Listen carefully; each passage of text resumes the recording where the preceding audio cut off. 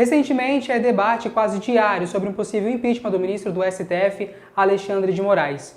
Um assunto altamente polarizado que envolve questões institucionais, políticas e jurídicas complexas. Para entendermos melhor do assunto no debate de hoje, os advogados Guilherme Craveiro e Felipe Iga vão esclarecer sobre os principais argumentos favoráveis e contrários, além de uma análise crítica sobre o tema. Está no ar o quadro Entendendo Direito.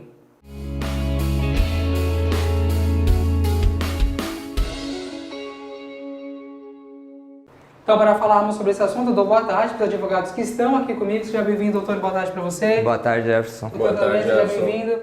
Vamos juntos falar sobre esse tema. Eu começo com a primeira pergunta que vai para o advogado Felipe Iga. O que seria, então, o suposto ativismo judicial tão falado, né? E quais são as opiniões acerca disso?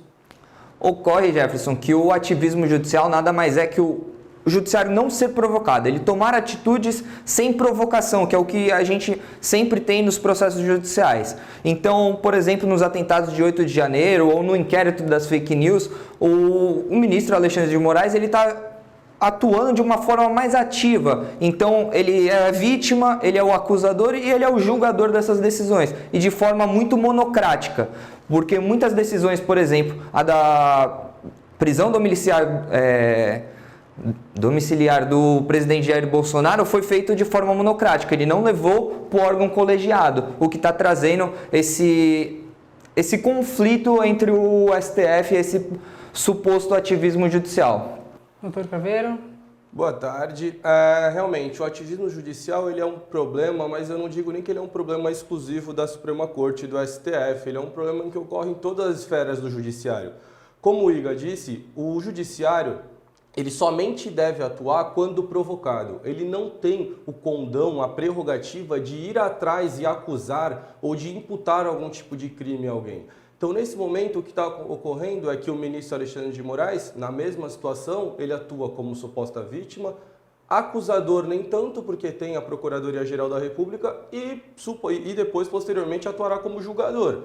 E aí isso que o Dr. Felipe trouxe, realmente de não levar as decisões mais polêmicas para o colegiado, ele tem uma ideia de que precisa ser célere. Contudo, há divergência sobre o assunto. A gente tem que entender se realmente essas decisões elas têm que ocorrer de forma monocrática para que elas sejam mais rápidas ou não. Realmente a gente está trabalhando com um momento de insegurança e a gente tem o dever de levar para o colegiado, levar para plenário para que todos os ministros votem e a gente tenha uma maior segurança de uma decisão. Mas isso não é exclusivo desses atentados do 8 de janeiro. Vem ocorrendo uma série de vezes em todas as esferas, não somente no STF. Então o ativismo judicial é algo que deve ser repugnado por todas as pessoas, porque o judiciário ele somente deve agir quando provocado pela população, pelo advogado, pelo Ministério Público, pela polícia. Então isso é uma prerrogativa dessas carreiras, dessas funções e não do judiciário. Doutor, eu continuo com você para a segunda pergunta, né? O impeachment, como que ele ameaça a independência dos três poderes? Há algumas semanas atrás, Jefferson, a gente estava aqui votando e eu expliquei um pouco sobre o sistema de freios e contrapesos que a gente tem dentro da nossa Constituição, né? Eu vou retornar um pouquinho esse conceito para que eu possa explicar qual que é o que estaria infringindo a isso.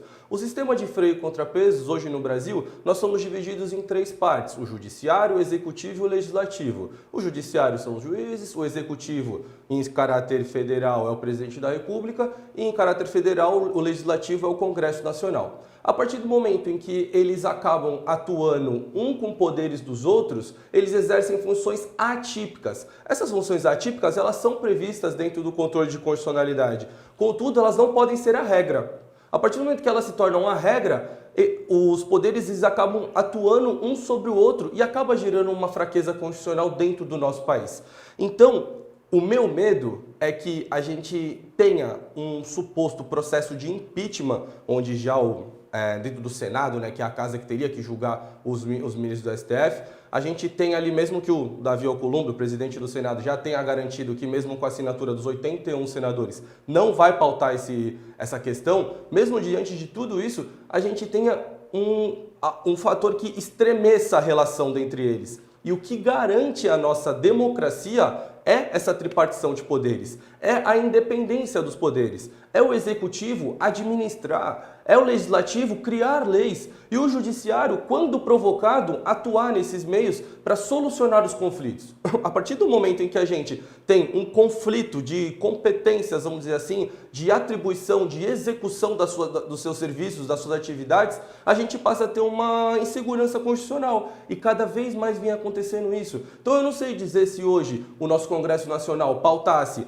um impeachment de um ministro do STF, eu não sei se isso seria um fator deliberado, um fator que traria uma possibilidade de a gente enfraquecer o sistema judiciário. Por mais que eu não concorde com diversas atitudes, diversos atos do Poder Judiciário, eu acho que esse não é o meio. Nós temos sim que combater para que as decisões sejam levadas a plenário. Acredito que a maior segurança jurídica que a gente possa ter é que todas as discussões que ocorram dentro do STF não sejam tomadas de forma monocrática. Então, qual que seria o meio para isso? Projeto de lei para acabar ou então delimitar pontos específicos para que os ministros e qualquer juiz faça uma decisão monocrática, porque a decisão monocrática ela é o ato mais perto que a gente tem de uma, entre aspas, obviamente, ditadura, porque ali é o entendimento de uma pessoa, é onde uma pessoa lê o caso concreto e tem um entendimento sobre aquele fato. Então a gente tem que tomar cuidado. Eu não acredito, ainda mais também porque a nossa Constituição não prevê um impeachment de um ministro do STF. A única possibilidade dos ministros saírem é através da aposentadoria ou do próprio ministro pedir para sair do cargo. Então acho que a gente tem que tomar um pouco de cuidado a fazer essas análises. Acredito que tenham outros pontos que o nosso Congresso possa bater, possa ir atrás para diminuir esse poder e esse ativismo judicial que parte da Suprema Corte. Doutor Felipe, só diverte, mantém? Eu vou discordar um pouquinho com essa parte de não estar previsto na Constituição. O Senado lá tem a competência para julgar esses impeachments. Realmente nunca isso ocorreu na história do Brasil, um impeachment de qualquer ministro. Então seria pela primeira vez, mas assim no Brasil sempre tivemos a primeira vez de tudo. Uma presidente mulher que foi impeachmentada. Então assim, o Brasil está aí para mudar essa história, né? E vamos colocar essa insegurança jurídica muito pela polarização política. Qualquer divergência de ideias que o Congresso tenha, divergente com o Poder Executivo, eles querem judicializar o caso. Ou, por exemplo, quando o Poder Legislativo quer tirar um ministro do Judiciário. Então, assim, tudo por conta de opiniões, por divergências de opiniões, as pessoas querem judicializar, querem ir para o conflito. Eles não estão fazendo essa harmonia que deveria ter, que é prevista na Constituição. Então esse é o grande problema que eu vejo nesse caso. Doutor, seguindo aqui o nosso quadro sobre esse tema, ocorreu um crime de responsabilidade aí por parte do ministro do STF? Olha, é uma opinião muito subjetiva, porque esse crime de responsabilidade, quem tem que analisar são os senadores. Se 41 senadores, ou seja, já temos a maioria simples desses senadores, entendem que teve um crime de responsabilidade, eles são os representantes do povo. Nós votamos nos senadores para eles representarem o povo. A gente sabe que muitas das vezes a opinião de muitos deles são diferentes às vontades do povo, mas nós votamos neles e eles estão lá para nos representarmos. O Congresso Nacional, o Senado, eles estão lá para nos representarmos. Se eles entendem que um ministro teve um crime de responsabilidade, esse crime deve prosseguir. E por mais que, assim, absurdo que muitos queiram levantar que seja esse impeachment do ministro Alexandre de Moraes, deve prosseguir, deve ter o devido processo legal, deve ter essa instrumentalidade sendo seguida. Então, Guilherme? Eu vou discordar um pouco nesse ponto, porque, assim, primeiro que o Senado Federal não tem o condão constitucional de zelar pelo povo, né? Ele é quem deve proteger o Estado.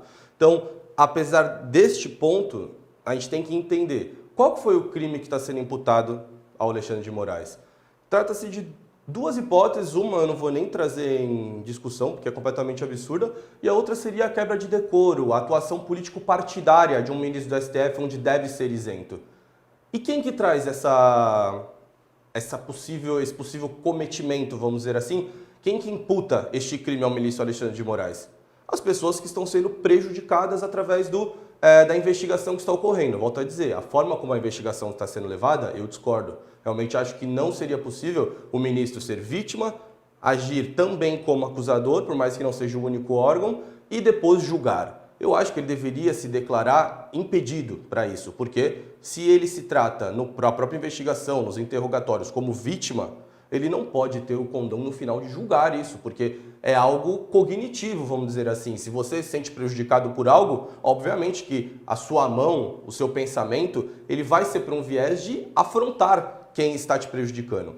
Então, mas voltando para a análise de qual crime que seria cometido pelo Alexandre de Moraes, essa questão de ser político partidário, de tomar um ponto de vista.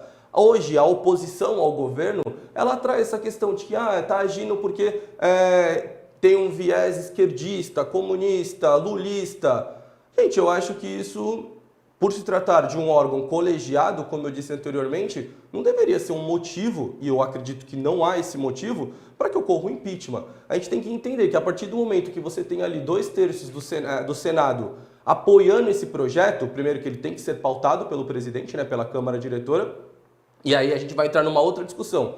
Porque o vice-presidente do Senado falou que se em algum momento o Davi Alcolumbre, que é o presidente do Senado, se licenciar, ele, por ser do PL, colocou que vai pautar a questão. Então a gente tem essa questão de que não é possível que nós tenhamos dentro da mesma casa, dentro das mesmas pessoas, dentro dos mesmos cargos, uma divisão tão grande de opiniões. Então, por mais que tenham conseguido hoje a maioria numérica, né, a maioria 50+1 para pautar, isso ainda não é o necessário. Não há um limite mínimo, um mínimo número que você possa ter de assinaturas para que seja pautado um projeto, para que seja pautado algo. Não há isso. A mesa diretora, ela tem o condão de pautar no momento que ela quiser. O que há, sim, a partir do momento que você... Eu sou de humanas, então acredito que 2/3 de 81 senadores seja 50, prota de 53 senadores. A partir do momento que você tiver o número de 53 pessoas, 53 senadores que apoiem o impeachment, aí sim você vai estar tratando de uma questão onde já há um número maior e o número mínimo necessário para que o processo se inicie.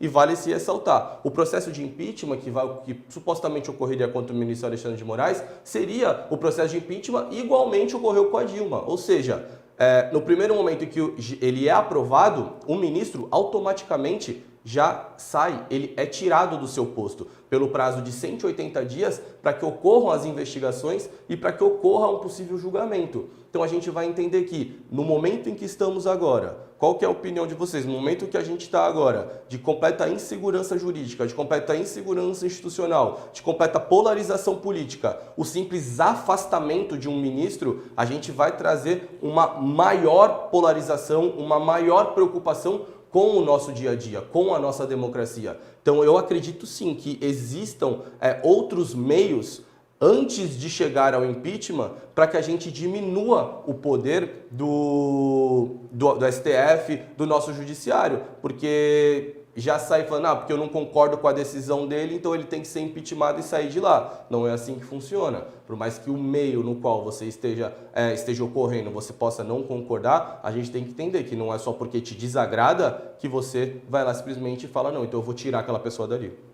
Doutor, finalizar com algo mais, um ponto? Não vou ter uma tréplica nisso, porque o Guilherme colocou muito o que eu falei, da pessoa não concordar e acabar aí judicializando. Toda hora que tem uma discordância de ideias, ela aí polarizar isso de uma forma e transformar numa partida de futebol, quando é Corinthians e Palmeiras e todo mundo guerreando para ver quem vai sair com essa vitória. Quem perde realmente são os cidadãos brasileiros, então não tenho mais o que acrescentar não, Jefferson. Doutor Guilherme?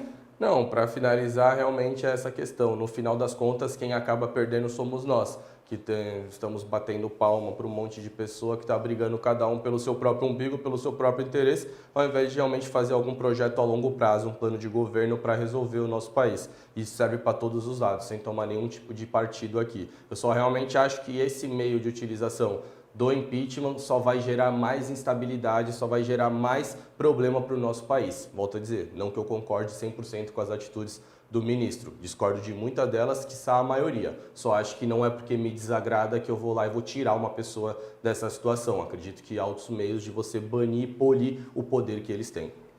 Tá certo, então um tema muito preciso, os doutores aí esclarecendo com a gente. Antes de encerrar, Vini, eu vou pedir só por gentileza para você pegar aquela foto que conversamos nos bastidores, porque recentemente, segunda-feira, dia 11, foi aí dia dos advogados, estão aqui doutor Craveiro, doutor Iga, muito obrigado por vocês estarem aqui com a gente, né? Obrigado. A gente conversava nos bastidores, mais de um ano que eles fazem parte aqui com a gente na equipe, sempre esclarecendo as suas dúvidas. Então, parabéns pelo trabalho de vocês e muito obrigado pela parceria, viu? Sucesso para vocês. Eu que agradeço, Jefferson. Nós que agradecemos a oportunidade de estar aqui conversando com vocês e com todo mundo que nos assiste. É isso, uma ótima tarde para você, até o próximo Últimas Notícias, tchau!